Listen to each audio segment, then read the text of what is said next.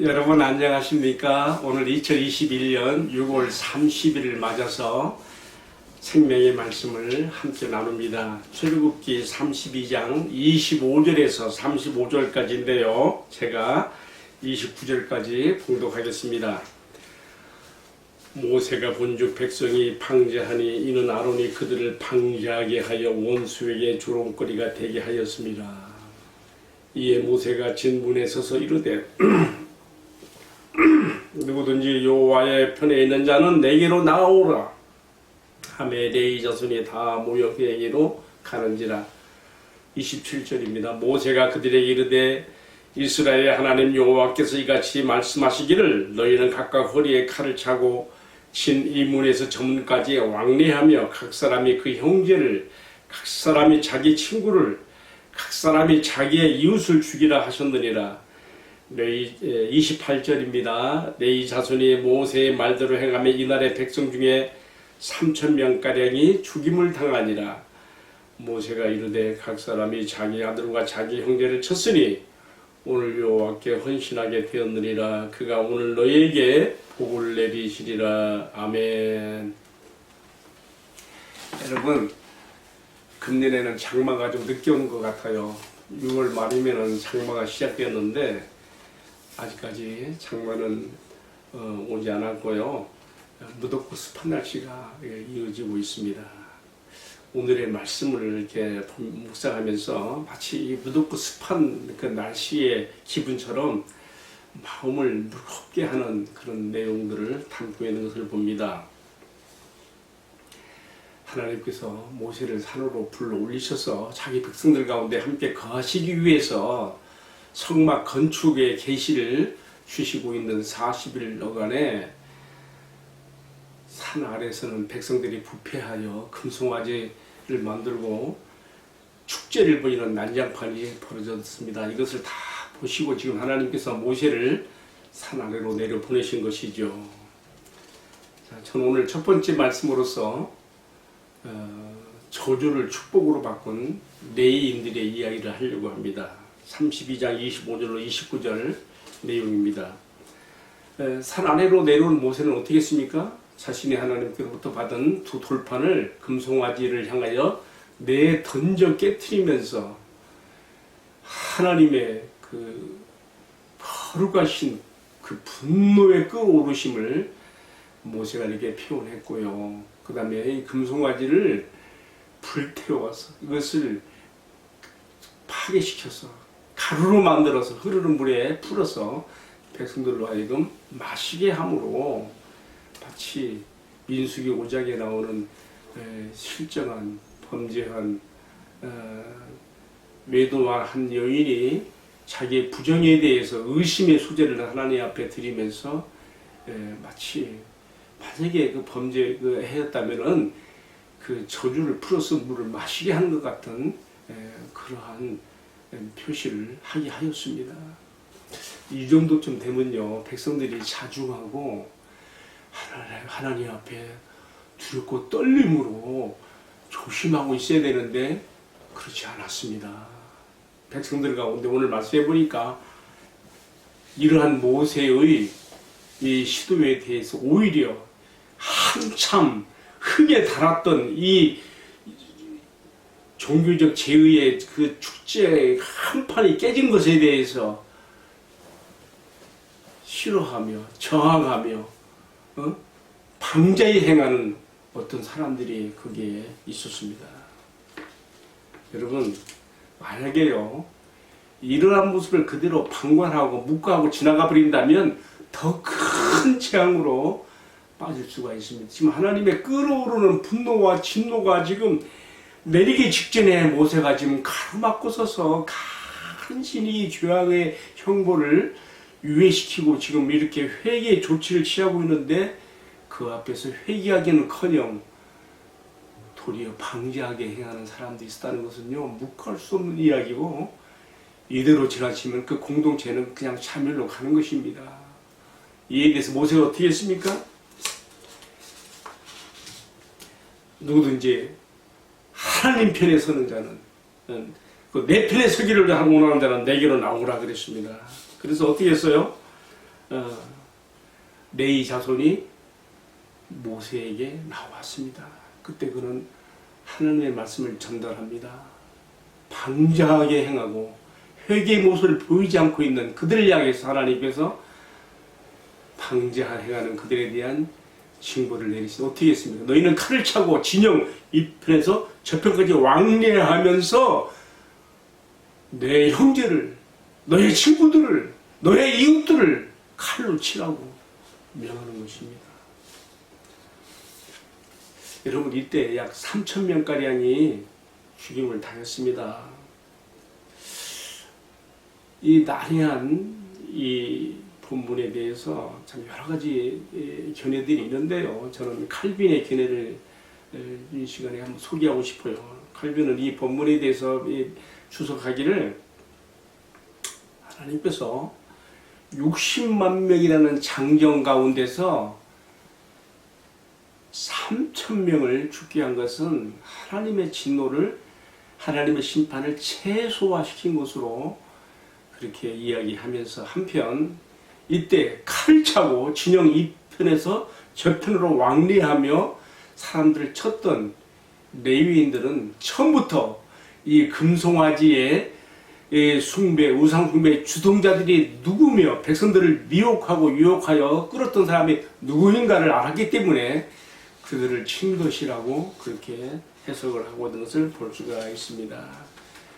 이렇게 사태를 수습한 레위 자손들에 대해서 모세가 아주 의미 있는 말을 했습니다. 32장 29절 말씀이죠.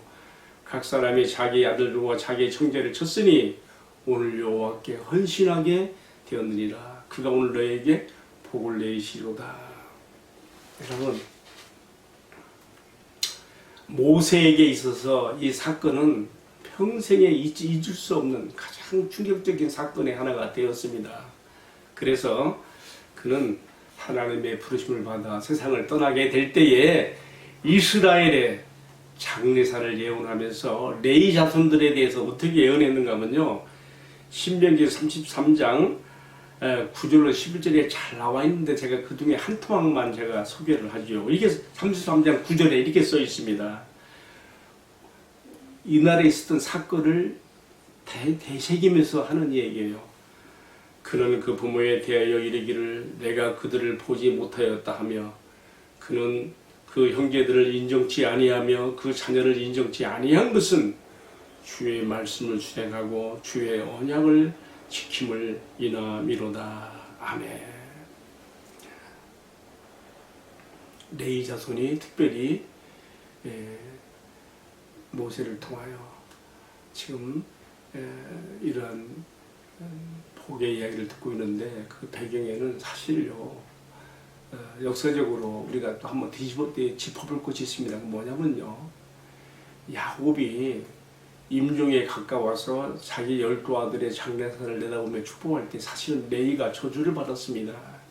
시므온과 레위 두 사람이 혹독한 저주가 임하리라는 그런 장례사의 예고를 받았는데, 그 이유가 뭡니까? 창세기 34장에 잘 나오지요. 그들에게 한 배에서 나온 딸 디나가 세겜성의 하물 주장의 아들에게 거절을 당했죠. 그래서 어떻게 했습니까? 시몬과 레위가 짜고서 그들의 비겁한 방법, 제가 설명을 다 할 수 없어요. 비겁한 방법으로 칼로 그들을 쳐서 야곱에게 큰 화가 미치는 그 위협을 당하게 했었는데, 어쨌든 그래도 하나님의 보호하심과 돌보심과 야곱 가정의 회개를 통하여 그들이 무사히 세겜을 떠나는 이야기를 볼 수가 있습니다. 야곱은 훗날 이 사건이 그에게 충격으로 남았기 때문에 12아들을 장례사를 말할 때에 시몬과 레위에게 혹독한 저주를 내렸어요. 그런데 오늘의 본문에서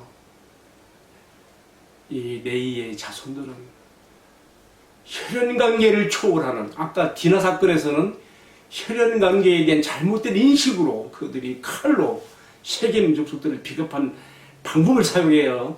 그들은 하나님 앞에 범죄하게 되었는데, 그리고 그 아비에게 화를 미칠 위협을 처했는데, 그러나 오늘의 말씀에서는요, 어떻게 변했습니까? 그들이 하나님을 향한 열심과 그 언약에 충성하는 마음으로 하나님 관계를 초월하여 하나님의 거룩하신 분노를 잠재울 만한 그런 심판의 집행자들이 되므로 그들이 하나님 앞에 신명기 33장 9절로 11절까지의 모세를 통해 주시는 그 장례사의 영 가운데 큰 축복을 받는 모습으로 바뀌는 걸 볼 수가 있습니다. 저주에서 축복으로 바뀌는 그런 레위 지파의 이야기가 오늘 말씀에서 이렇게 소개가 되고 있습니다.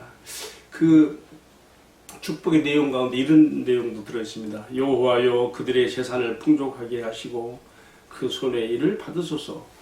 그를 대적하여 일어나는 자와 그를 미워하는 자의 허리를 꺾으사 다시 일어나지 못하게 하옵소서. 제가 오늘 첫 번째 주제를 나누는 말씀으로 저주를 축복으로 바꾼 레위 지파의 레위 자손의 이야기를 나눴는데요. 이러한 하나님의 말씀의 교훈이 이 시청자들의 마음과 또한 저들의 가정 가운데도 함께하기를 주님으로 축복합니다. 이제 오늘의 말씀 마지막 두 번째 함께 나눌 주제는요. 모세의 타는 기도에 대해서 양보하시는 하나님의 자비가 잘 소개가 되고 있습니다. 32장 30절에서 35절까지의 내용이지요. 어쨌든 레위 자손을 통해서 이스라엘 가운데 자기 형제, 자매, 친구, 이웃들을 치게 하였던 하나님의 심판을 집행하게 하였던 이 끔찍한 사건이 있은 다음날 모세는 산으로 올라가서 하나님 앞에 몽라와 울면서 슬퍼하면서 백성들이 저를 사해달라고 기도하게 됩니다. 그리고 하나님의 마음을 돌려놓기 위한 비자의 카드를 사용하는 그게 뭡니까? 오늘 말씀 나오는 거 보게 되면 그는 주의 기록한 책에서 내 이름을 지워버리시더라도 이 백성의 죄를 용서해 달라고 하는 그런 목숨을 건 기도로 나오는 걸 볼 수가 있습니다. 하나님께서 이 백성의 죄를 용서하지 않는다면 나 자신도 하나님 앞에 살아있을 가치가 없으며 나는 죽어도 좋다고 하는 이 비장한 각오를 나타낸 것인데 하나님께서 모세의 이 기도 앞에 한발 물러나시고 양보하시고 백성들의 죄를 유예하시고 유보하시고 심판을 내리지 않는 것으로 나타난 것을 봅니다. 칼빈의 그 설명처럼 60만 장정 가운데서 3,000명만 극도로 이 주동자들, 이 범죄의 주동자들만 이렇게 처벌한 것으로 일단락되는 것을 보게 되어집니다. 저는요, 모세의 탄원 기도를 들으시고 이 제약을 유예하시며 이제 이 정도 선에서 마감하시고 모세에게 너는 내 백성을 데리고 다시 가나안을 향해서 나가라고 하는 그 말씀으로 모든 것을 수습하시고 대신하는 말씀을 보면서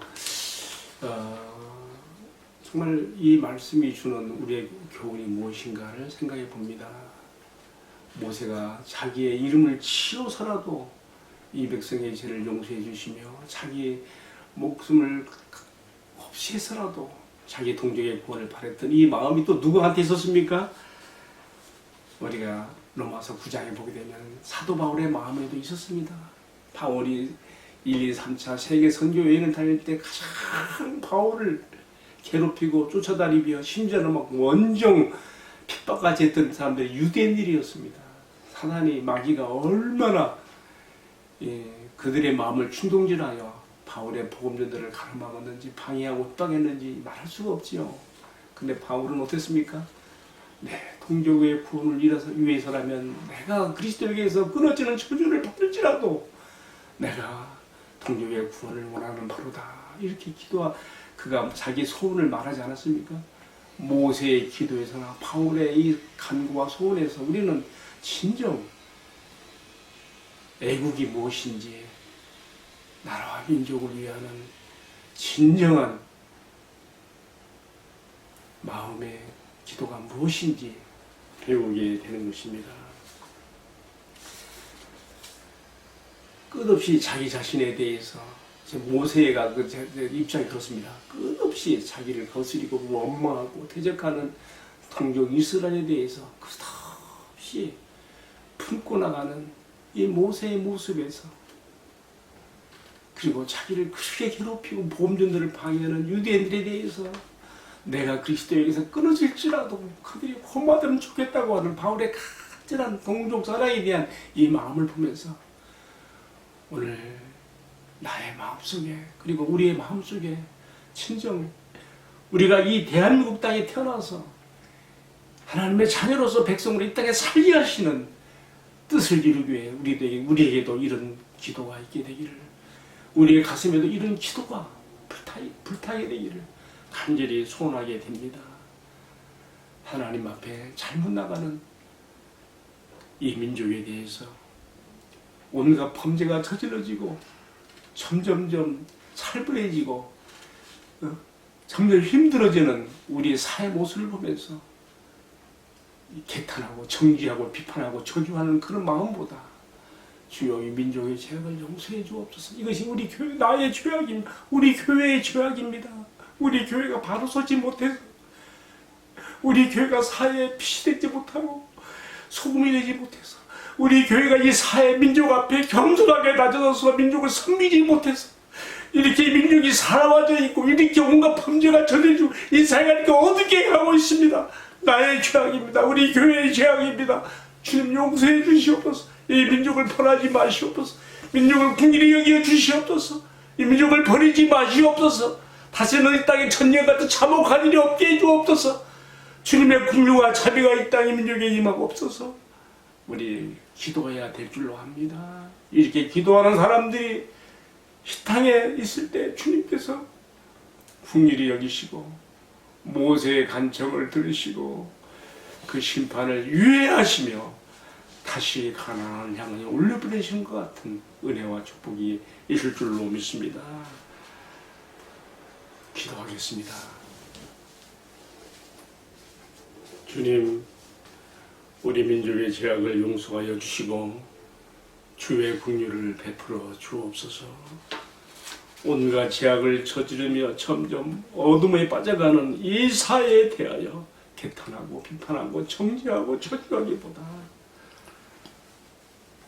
주님 앞에 우리의 수준이 이것밖에 되지 않은 것에 대해서 가슴 아파하고 주님의 긍휼과 자비를 구하며 이 민족의 살기를 위해서 기도할 수 있는 저희들이 우리 교회들이 될 수 있도록 은혜를 베풀어 주옵소서. 주님, 민족의 죄를 등에 지고 가슴에 끌어안고 주님 앞에 긍휼을 구했던 모세의 그 기도가 바울의 그 가슴이 오늘 우리들의 모습이 되게 해주시고 주님께서 살펴 은혜를 베풀어 주시는 진정한 중보 기도자들이 될 수 있도록 은총을 베풀어 주시옵소서. 이날도 함께 말씀을 나누게 하신 것을 감사드리오며 존귀하신 우리 주님 예수 그리스도의 이름을 받들어 기도하옵나이다. 아멘. 마쳤습니다. 감사합니다.